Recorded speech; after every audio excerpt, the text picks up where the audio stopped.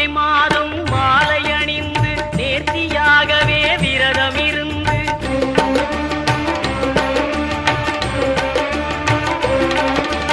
பார்த்த சாரதியின் மைந்தனே உன்னை பார்க்க வேண்டி